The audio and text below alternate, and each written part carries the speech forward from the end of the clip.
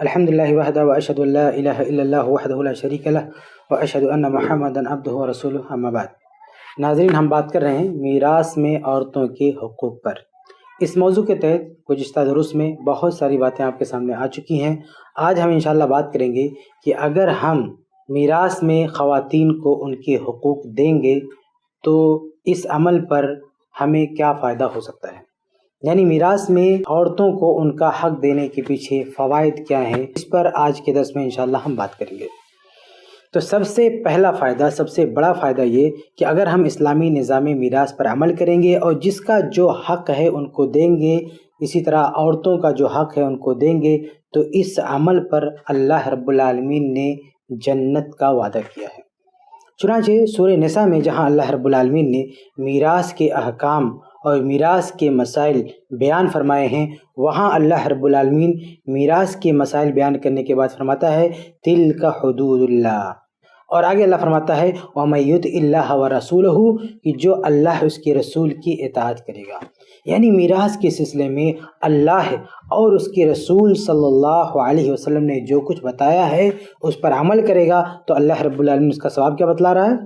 اللہ فرماتا ہے کہ یدخلہ جنات تجری من تحتها الانہار، کہ اللہ تعالیٰ انہیں ایسی جنتوں میں داخل کرے گا جن کے نیچے سے نہریں جاری ہوں گی۔ تو اللہ رب العالمین میراث کے احکام پر عمل کرنے پر جنت کا وعدہ فرما رہا ہے، عظیم الشان جنت۔ اور یہی نہیں بلکہ اللہ آگے فرماتا ہے خالدین فیہا، کہ ایسے لوگ جنت میں جائیں گے ہمیشہ ہمیشہ رہیں گے۔ اور صرف یہی نہیں بلکہ آگے اللہ رب العالمین فرماتا ہے کہ وَذَلِكَ الْفَوْزُ الْعَظِيمُ، اور یہ بہت بڑی کامیابی ہے۔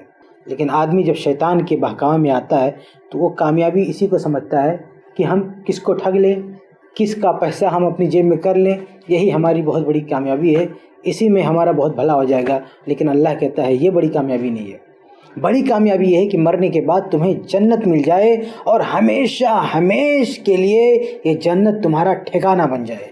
یہ اللہ رب العالمین وعدہ فرما رہا ہے اس جنت کا، اور اس جنت میں ہمیشگی کا وعدہ اللہ رب العالمین نے کب کیا ہے؟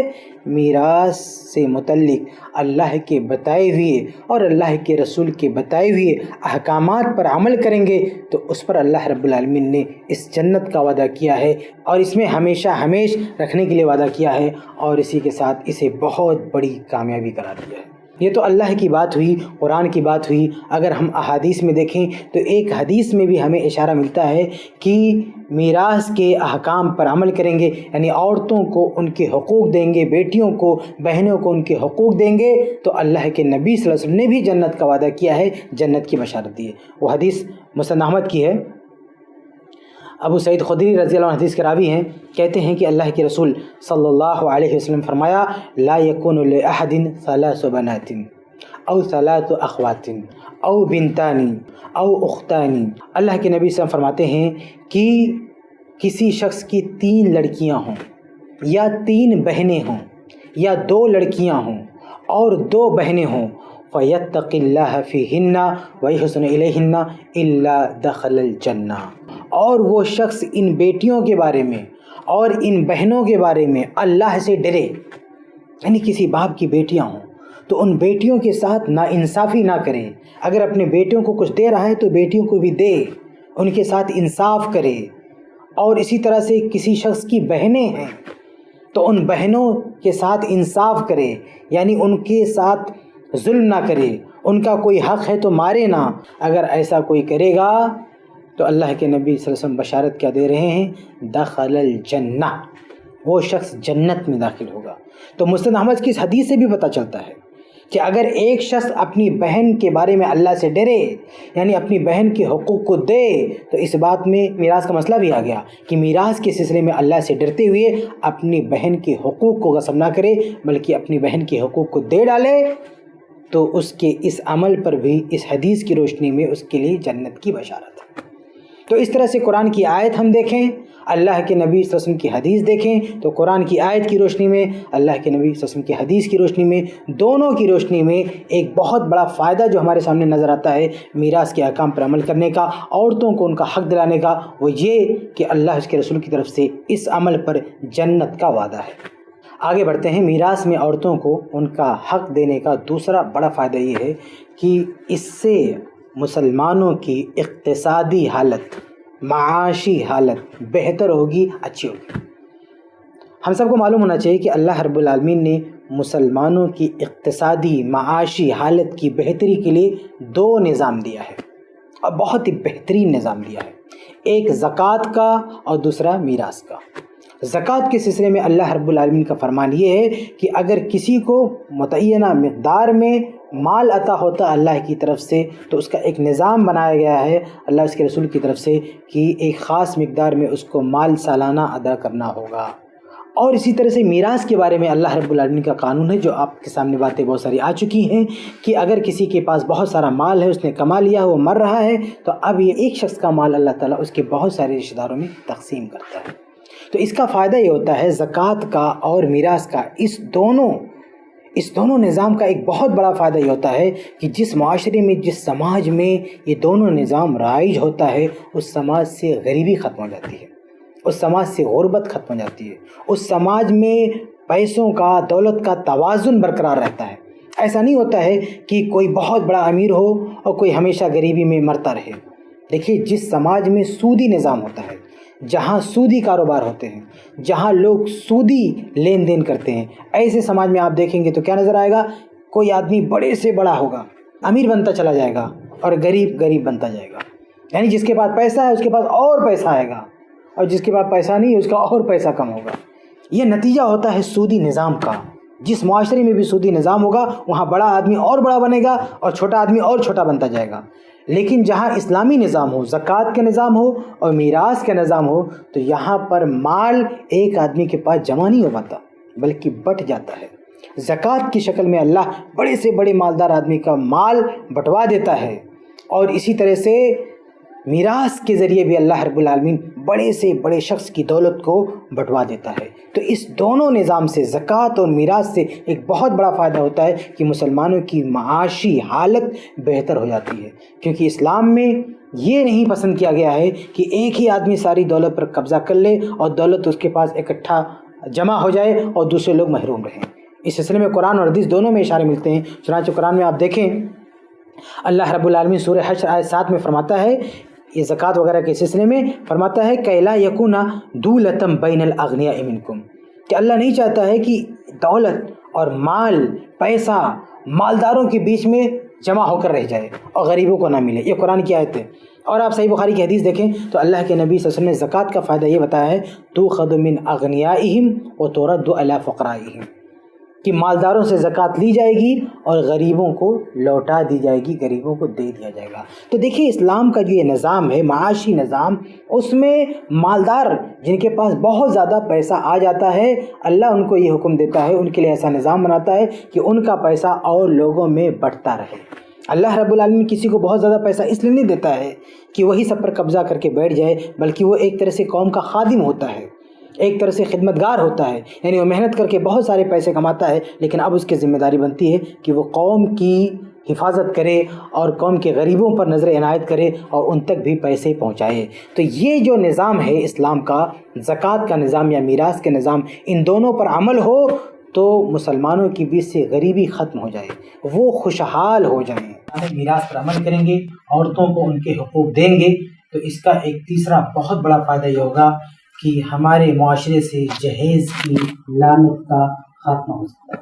جہیز کے بارے میں پہلے بھی بتایا جا چکا ہے، لیکن یہ بھی ایک بہت بڑا عذاب ہے، بہت بڑی مصیبت ہے جو ہمارے سماج پر مسلط ہے، اور اس کے خاتمے کا کوئی علاج کسی کو نظر نہیں آتا ہے۔ پورا ملک اور پورا معاشرہ پریشان ہے، اور تقریباً سارے لوگ اس کی مذمت کرتے ہیں، اس کے خلاف ہیں، بلکہ ملک کے پیمانے پر تو قانون بھی بن چکا ہے کہ اگر کسی نے جہیز کا مطالبہ کیا یا جہیز کے نام پر کسی عورت کو ستایا تو اس کے خلاف کیس ہو جائے گا، اس کی جیل ہو جائے گی۔ یہ سارے قوانین بن ہیں، لوگ پریشان ہیں جہیز کے چکر میں۔ اس کا خاتمہ کیسے ہو، اس کا ازالہ کیسے ہو، کوئی صورت کسی کو نظر نہیں آتی ہے کہ جہیز کو کیسے ختم کیا جائے۔ میرے بھائیو، اس کی ایک بہترین صورت یہ ہو سکتی ہے، بہترین شکل یہ ہو سکتی ہے کہ ہم میراث کے نظام کو رائج کریں، تو اس سے انشاءاللہ جہیز کا خاتمہ ہو جائے گا اور جہیز ختم ہو جائے گا اور بہت ساری ماؤں بہنوں کی عزتیں بچ جائیں گی. صرف عزتیں نہیں بلکہ ان کی جانیں بھی بچ جائیں گی, کیونکہ آج کل جہیز کی خاطر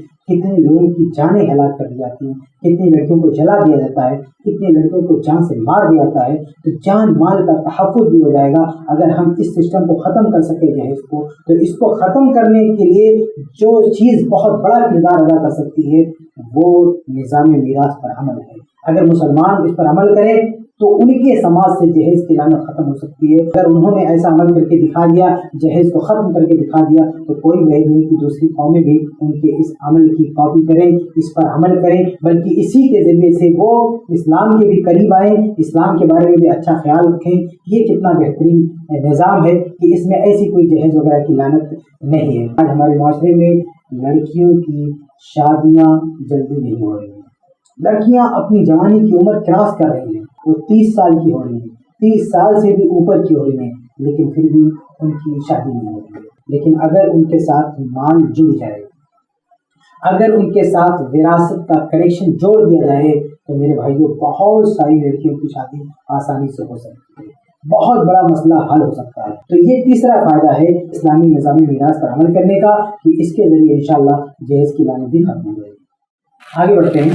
اسلامی نظامی میراث پر عمل کرنے کا ایک چوتھا فائدہ یہ ہے کہ اگر عورتوں کو ان کے حقوق دی جاتے ہیں میراث میں, تو ایک عورت کی شادی ہوتی ہے, شادی ہونے کے بعد جب وہ اپنے سسرال میں جاتی ہے, اپنے شوہر کے پاس جاتی ہے, تو اس کی اچھی خاصی عزت ہوتی ہے.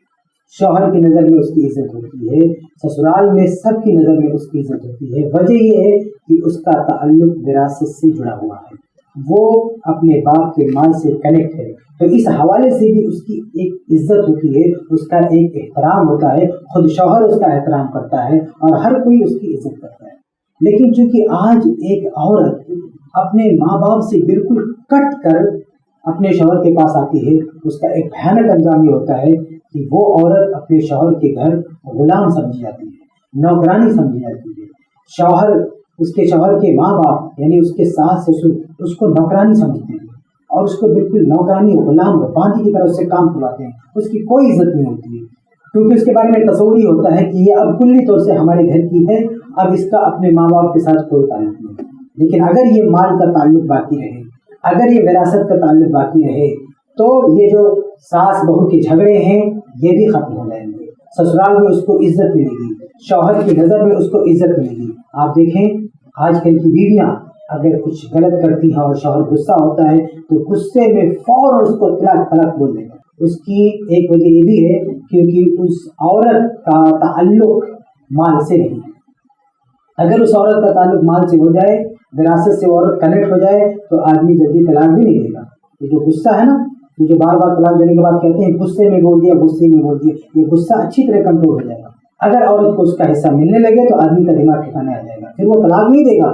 بلکہ عورت اگر بولے کہ مجھے طلاق دے دو, مجھے خلا دے دو, مجھے نہیں رہنا تمہارے ساتھ, تو بھی سفارش کرے گا کہ میاں بیوی میں جھگڑے ہوتے رہتے ہیں, اتنی ناراض ہونے کی کیا بات ہے. یہ اس طرح کی بات بولے گا, شوہر طلاق نہیں دے گا, اس طرح کی بات بولے گا اگر وہ مال سے کنیکٹ ہے. تو یہ ایک فائدہ ہوگا شادی کے بعد اگر اس کو میراث سے جوڑا جائے کہ اپنے سسرال میں اس کو عزت ملے گی, شوہر کی نگاہ میں اس کو عزت ملے گی, اسے طلاق کا سامنا نہیں کرنا پڑے گا. بہت ہی مسئلہ بگڑ جائے تبھی کہ چاہے طلاق کی بات آئے, ورنہ بات بات پر طلاق کی بات نہیں آئے گی. یہ ساری اس کو عزت ملے گی. اور ایک بہت بڑا فائدہ یہ ہے کہ اگر عورت کو آپ میراث دیں گے, اس کو میراث میں حصہ دیں گے, تو پھر اس عورت کا اپنا مال محفوظ رہے گا, اس پہ کوئی قبضہ نہیں کر پائے گا. ہمارے یہاں مسئلہ یہ ہوتا ہے کہ عورت کو میراث کے بجائے جہیز دیا جاتا ہے. اب یہ جہیز اس کے سسرال میں آتا ہے, سارے لوگوں میں بڑھ جاتا ہے. کوئی کچھ اس کا شوہر لے لیتا ہے, اس کی ساس لے لیتی ہے, اس کا سسر لیتا ہے, کئی لوگ اس کو لے کے مل بیٹھ کے کھانے بیٹھ جاتے ہیں. لیکن اگر جہیز دینے کے بجائے ہم عورت کو میراث دیں تو اس کا فائدہ ہوگا کہ یہ میراث اس کے پاس محفوظ رہے گا, اس کے علاوہ کسی اور کے کھاتے میں نہیں جائے گا, یہ اسی کے اکاؤنٹ میں رہے گا. اگر لڑکی کا باپ زندہ ہے تب تو اس کے باپ ہی کے پاس رہے گا, مرنے کے بعد اس کے نام ہوگا, اس کے اکاؤنٹ میں آئے گا, اس کے اپنے کھاتے میں رہے گا, کوئی اس میں حصے دار نہیں بن سکتا ہے. یہ بہت بڑا فائدہ ہے جہیز کی جگہ میراث دینے کا کہ میراث کے ذریعے عورت کا اپنا مال محفوظ رہتا ہے, اس پہ کوئی قبضہ نہیں کر کر سکتا، اس کو کوئی اپنا نہیں سکتا. لیکن آپ جانتے ہیں کہ جہیز کی شکل میں یا تحفے کی شکل میں ایک عورت جو کچھ اپنے یہاں پہ لے کر آتی ہے سب اس کے یہاں بڑھ جاتا ہے اور ادھر ادھر لوگ اس کو لے لیتے ہیں، اس کے پاس کوئی بچتا نہیں. ایک اور فائدہ یہ بھی ہوتا ہے کہ بیوی کے ساتھ ساتھ اس کے شوہر کی بھی عزت رہتی ہے. جب عورت جہیز نہیں لاتی ہے، میراث لیتی ہے، تو ایسی صورت میں نہ صرف یہ کہ سسرال میں اس عورت کی عزت ہوتی ہے، بیوی کی عزت ہوتی ہے، بلکہ اس کے شوہر کی بھی عزت ہوتی ہے. اصل میں اگر ایک عورت تحفے لے کر آئے، جہیز لے کر آئے، تو کبھی کبھی اس جہیز کا حوالہ دے کر عورت شوہر کو بھی بلیک میل کرتی ہے، کیونکہ یہ شوہر اس کے جہیز کا مال استعمال کر چکا ہوتا ہے، اس کی لائی ہوئی گاڑی پہ گھومتا ہے، اس کے لائے ہوئی بستر پر سوتا ہے، یہ ساری چیزیں یوز کر رہا ہوتا ہے شوہر. اس لیے کیا ہوتا ہے، شوہر بھی اس کے احسان تلے دبا ہوتا ہے. تو عورت کو تو عزت مل جاتی ہے، اس کو تو بھاؤ مل جاتا ہے، لیکن شوہر بیچارہ بے غیرت ہو جاتا ہے، وہ ذلیل ہو جاتا ہے. لیکن اگر عورت کو جہیز نہ دے کر میراث دی جائے تو عورت کی تو عزت بنی رہے گی، ساتھ میں اس کا شوہر بھی سینہ تان کے رہے گا، اس کا شوہر بھی خوددار رہے گا، اس کا شوہر بھی عزت دار رہے گا، اور اس کی بیوی کبھی اس پر دباؤ نہیں ڈال سکتی، کبھی اس پر احسان نہیں ڈال سکے گی، کیونکہ اس کا جو میراث ہے وہ پورا شوہر کو نہیں ملنے والا ہے. پتہ نہیں دونوں میں کون مرے گا اور کون کس کو ملے گا. عام طور سے بچوں ہی کا ہوتا ہے، یعنی شوہر کے بچے، بیوی کے بچے، ان دونوں بچوں کو وہ مال جاتا ہے. لیکن جب تک شوہر زندہ ہے، اس کی بیوی زندہ ہے، تو بیوی کا مال شوہر کے پاس ٹرانسفر نہیں ہو پاتا ہے، وہیں پر رہتا ہے. اور اگر کبھی بیوی کی موت کی باری آئے تب تک یہ شوہر بڈھا ہو چکا ہوتا ہے، بچوں کا نمبر آ جاتا ہے. تو ایسی صورت میں شوہر پر کوئی احسان بھی نہیں ہوتا ہے بیوی کا، تو بیوی کی بھی عزت بنی رہتی ہے اور شوہر کی بھی عزت بنی رہتی ہے. آگے بڑھتے ہیں. اسلامی نظام میراث کے مطابق عورتوں کو میراث میں ان کا حق دینے کا ایک 5واں فائدہ یہ ہے کہ اس سے عورتوں کے جو بچے ہوتے ہیں وہ ان کی قدر کرتے ہیں، یا یہ کہہ لیں کہ والدین کے جو بچے ہوتے ہیں وہ اپنے ماں باپ کی قدر کرتے ہیں. کسی بھی فیملی میں عورت چاہے ماں کی شکل میں ہو یا بیوی کی شکل میں ہو، کسی بھی شکل میں ہو، اگر وہ وراثت سے جڑی ہوئی ہے تو پھر اس عورت کے بچے اس کی قدر کرتے ہیں. دوسرے الفاظ میں آپ یہ کہہ لیں کہ اولاد والدین کی عزت کرتے ہیں، ان کا احترام کرتے ہیں، باپ کا احترام کرتے ہیں، باپ کے ساتھ ساتھ ماں کا بھی احترام کریں گے اگر اس کا تعلق بھی میراث سے جڑ جائے. لیکن دیکھیں ہمارے یہاں چونکہ میراث میں عورتوں کو حق نہیں ملتا ہے، اس لیے بچے ماں کو کچھ نہیں سمجھتے. ایک آدمی مر گیا اور مرنے کے بعد اس کی بیوی کو کچھ نہیں ملتا ہے، جو بھی اس کا مال ہے اس کے بچے لے لیتے ہیں. پھر اس کی بیوی کا کیا حال ہوتا ہے، حالانکہ اس کی بیوی بچوں کی ماں ہوتی ہے، لیکن یہ بچے اپنی ماں کے ساتھ کیا سلوک کرتے ہیں یہ بتانے کی ضرورت نہیں. آپ ممبئی میں دیکھ لیں، اسی شہر میں دیکھ لیں، بہت سارے گھرانے جہاں پہ ایک آدمی کا انتقال ہو گیا، اس کے بچے ہیں اور اس آدمی کی بیوی یعنی بچوں کی ماں ہے، یہ ماں در در کی ٹھوکریں کھاتی ہے. حالانکہ اس ماں کو اگر میراث کا حصہ دیا جائے تو کسی ماں کے حصے میں کروڑوں آتا ہے، 1-2 لاکھ نہیں، کروڑوں. ذرا آپ سوچیں کہ اس ماحول میں اگر مرنے والے کی بیوی کو اس کا حق دے دیا جائے تو بچوں کے سامنے اس کی عزت کیا ہوگی، بچوں کے سامنے اس کا مقام کیا ہوگا. آج چونکہ مرنے والے کی بیوی کو یعنی بچوں کی ماں کو کچھ نہیں دیا جاتا، اس لیے بچوں کی نظر میں اس ضعیف اور معمر خاتون کی کوئی عزت نہیں ہوتی، اس بیچاری کا کوئی مقام نہیں ہوتا، وہ در در کی ٹھوکریں کھاتی ہے. بچے ایک بڑے فلیٹ پہ رکھتے ہیں اور اپنی ماں کو کسی کونے کی جگہ میں سلا دیتے ہیں، اس کی کوئی عزت نہیں کرتے. یہ صرف اس لیے کیونکہ اس ماں کے پاس کوئی مال نہیں ہوتا ہے. اگر اس ماں کو بھی یعنی مرنے والے کی بیوی کو بھی اس کا حق دلا دیا جائے تو یہ بچے دیکھیے اس کی کتنی عزت کریں گے. وہ بیمار ہو جائے تو اس کا علاج کرائیں گے، اس کو کھانا مانگنا نہیں پڑے گا، جا کے خود اس کو کھانا دیں گے، کیونکہ اگر کھانا نہیں دیں گے تو اس کا جو حصہ ہے اس میں سے کھائے گی. نتیجہ ہوگا کہ اس کا حصہ اس کی زندگی میں ختم ہو جائے گا، ان کو ملے گا نہیں. لیکن بچوں کی ایک لالچ رہے گی، بچوں کی ایک امید رہے گی، ہم ماں کی دیکھ بھال کریں گے تو ماں کا حصہ بھی ہم کو ملنے والا ہے، اور اگر ماں کی دیکھ بھال نہیں کریں گے تو ماں کے پاس اپنی پراپرٹی اس کو خرچہ کرے گی. تو آپ دیکھیں، غور کریں کہ اگر عورتوں کو حق دیا جائے تو ان کے بچے بھی ان کا احترام کریں گے. اسی طرح سے مرنے والے کی ماں، بیوی نہیں، مرنے والے کی ماں جو بچوں کی دادی ہوتی ہے وہ بھی کبھی کبھی حصہ پاتی ہے. جیسا کہ آپ کے سامنے پہلے حدیثیں آ چکی ہیں کہ دادی کا بھی حصہ ہوتا ہے، نانی کا بھی حصہ ہوتا ہے. لیکن آپ سوچیں ہمارے سماج میں دادی اور نانی کا حصہ نہیں ملتا ہے، نتیجہ کیا ہوتا ہے، ان کی کیا عزت ہوتی ہے. بچے کوئی بھی ان کا احترام نہیں کرتا، کوئی بھی ان کی عزت نہیں کرتا ہے. لیکن اسی دادی اور اسی نانی کو اگر پیسہ مل جائے، اگر ان کو وراثت میں حصہ مل جائے تو پورے خاندان میں یہ دادی نہیں رہے گی بلکہ رانی رہے گی.